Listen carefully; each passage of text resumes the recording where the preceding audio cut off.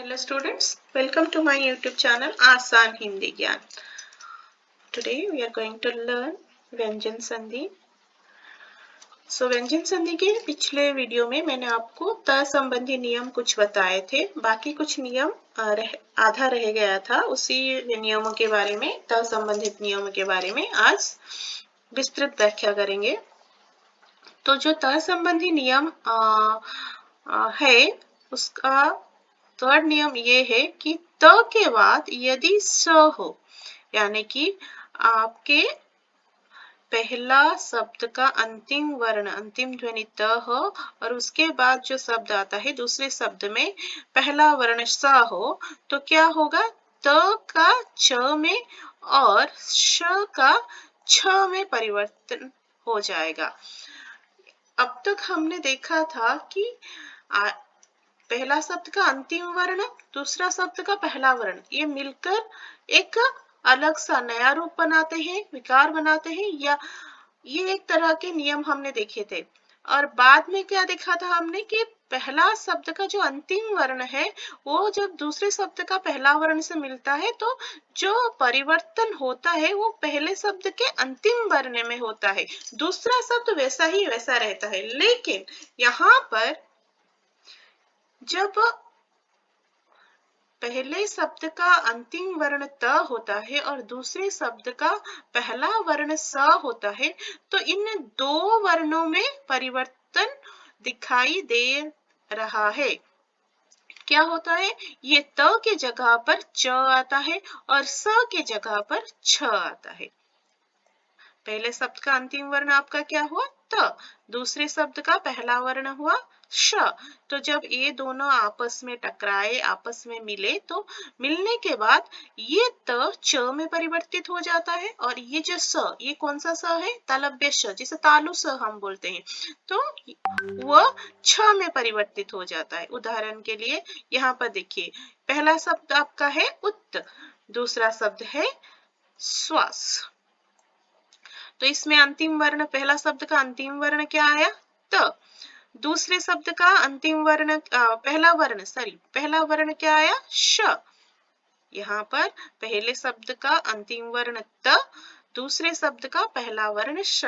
तो मैंने आपको क्या बताया था? नियम के अनुसार अगर आपका पहला शब्द का अंतिम वर्ण त हो और दूसरे शब्द का पहला वर्ण श हो, तो ये दोनों वर्ण परिवर्तित होते हैं, यानी कि ये त च में परिवर्तित होता है और ये जो तालु श है वो छ में परिवर्तित हो जाता है.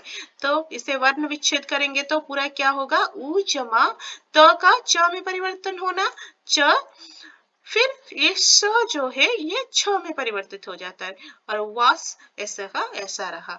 तो इसे मिलाने से क्या होगा? उच्छ्वास. उच्छ्वास. यहाँ पर उ आया, ये च हलंत के साथ आता है, कोई यहाँ पर कुछ भी स्वर नहीं है, सो स्वर के बिना है, तो ये आधे छ के रूप में यहाँ पे आया. और ये जो छ है ये भी आधे छ के रूप में आया, तो उच्छ्वास. उच्छ्वास. समझ में आया? अभी और एक उदाहरण देखते हैं. सत्य जमा शास्त्र. तो यहाँ पर पहले शब्द का अंतिम वर्ण त और दूसरे शब्द का पहला वर्ण तालु श. तो क्या होगा? श का छ में परिवर्तित होना और त का छ में परिवर्तन होना, ये नियम के अनुसार हो रहा है यहाँ पर. तो इसे अगर हम वर्ण विच्छेद करेंगे तो क्या आएगा? स जमा च हलन, जमा छ हलन. यहाँ पर स के साथ एक स्वर था, शास्त्र लिखा था ना, तो स में आ की मात्रा था, तो ये आ गया. स्त्र ऐसा ही ऐसा रहा. तो सच्छास्त्र. सच्छास्त्र. स आधा च, ये छ आ के साथ आया तो उसका स्वर का सहायता इस में मिला, तो ये पूर्ण रूप से आ की मात्रा के रूप में आया. सच्छास्त्र. समझ में आया? अभी व्यंजन संधि के अंतिम नियम की तरफ चलते हैं. तो अंतिम नियम क्या हुए? त के बाद, यानी पहले शब्द का अंतिम वर्ण आपका त आए और उसके बाद अगर दूसरे शब्द का पहला वर्ण आपका क्या हो? ह हो, यानी पहले शब्द का अंतिम वर्ण त हो, दूसरे शब्द का पहला वर्ण ह हो, तो होता क्या है, त के स्थान पर द और ह के स्थान पर ध हो जाता है।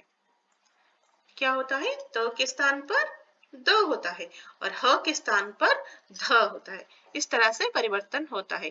तो यहाँ पर देखिए, पहले शब्द का अंतिम वर्ण त, दूसरे शब्द का पहला वर्ण ह, तो जब ये दोनों आपस में टकराए, आपस में मिले, तो क्या होगा, दोनों में ही परिवर्तन दिखाई देगा। तो त का द में परिवर्तन होना और ह का ध में परिवर्तन होना, ये रूल के अकॉर्डिंग हो रहा है। तो अभी आइए देखते हैं व्यंजन संधि कैसे होता है। उत जमा हार, तो यहाँ पर पहला शब्द आपका है उत और दूसरा शब्द है हार।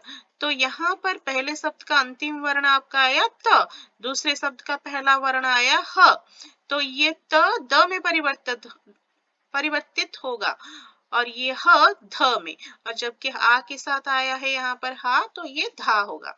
तो अभी मिलाइए, उ जमा द हलन जमा धा जमा र, तो होगा क्या, उद्धार। उद्धार इस तरह से तो नहीं लिखा जाएगा, तो कैसे होगा, यहाँ पर द पूर्ण रूप से आएगा। इसे अगर कोई ध लिखना चाहे, द के इस तरह से ना लिखकर ये द और ध यहाँ पर इसके नीचे लिखकर आ की मात्रा र, उद्धार। समझ में आया। अभी आइए और एक एग्जाम्पल, उत जमा हृत, तो यहाँ पर अंतिम वर्ण त, पहला वर्ण ह, तो त का द में परिवर्तन होना, ह का ध में परिवर्तन होना, रूल के अकॉर्डिंग।